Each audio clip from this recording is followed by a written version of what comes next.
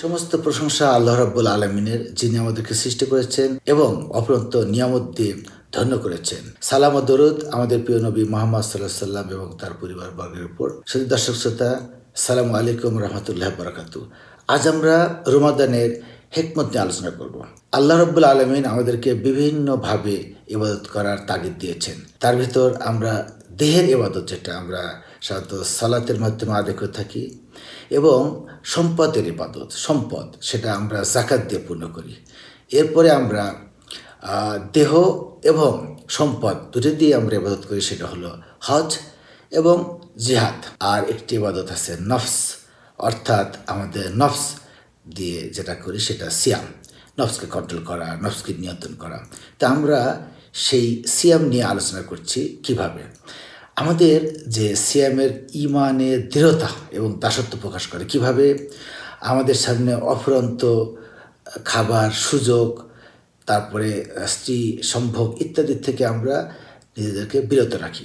তো এটা আল্লাহর দাসত্ব এবং আনুগত্যের বহিঃপ্রকাশ করে।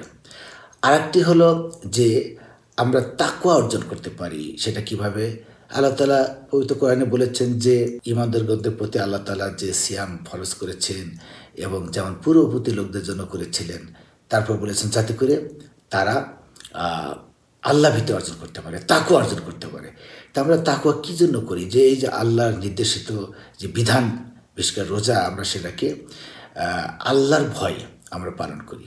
এটা এমন একটা জিনিস যা আমাদের সামনে খাবার দাবার, পানাহার, কত জিনিস থাকে মনোরঞ্জনের, সেগুলো আমরা না করে আমরা সামনের দিকে এগিয়ে, যাতে করে আমরা একটি রোজা পূর্ণ করতে পারি। ইচ্ছা করলে গোপনে নিভৃতে আমরা রোজা ভেঙে মানুষকে দেখানোর জন্য এই ইবাদতটা করতে পারতাম, কিন্তু সেটা আমরা করি না।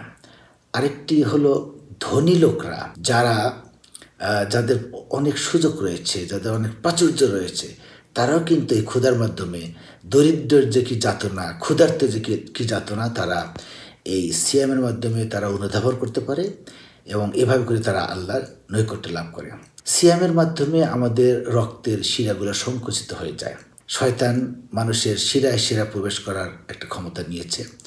তো আমাদের শিরাগুলো যখন চিকন হয়ে যায়, তখন শয়তান সেখানে প্রবেশ করতে পারে না এবং আমাদেরকে কুপ্রবৃত্তি থেকে আমরা আল্লাহ দূরে রাখতে সাহায্য করেন এই রোজার মাধ্যমে।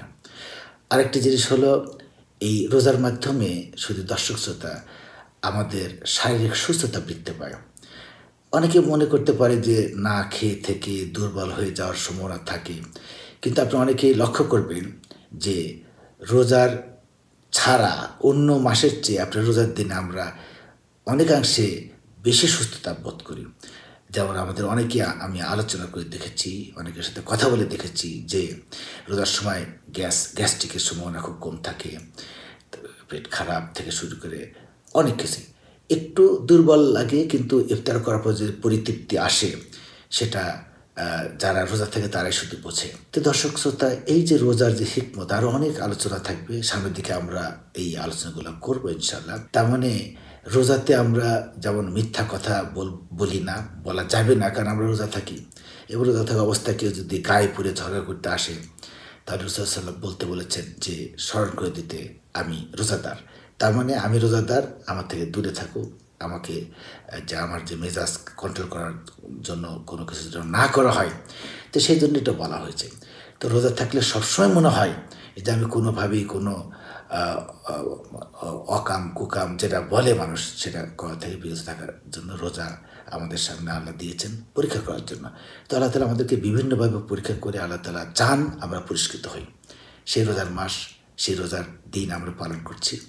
আল্লাহ যেন আমাদের বাকি রোজা, আমরা প্রায় 1/3 রোজার শেষ করতে যাচ্ছি, আর যে কিছু রোজা আছে সেটা আমরা খুব সফলতার সাথে পাশ করবো ইনশাল্লাহ।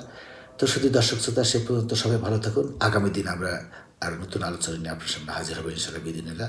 ওয়াসসালাতু ওয়াসসালামু আলা রাসূলিল্লাহ।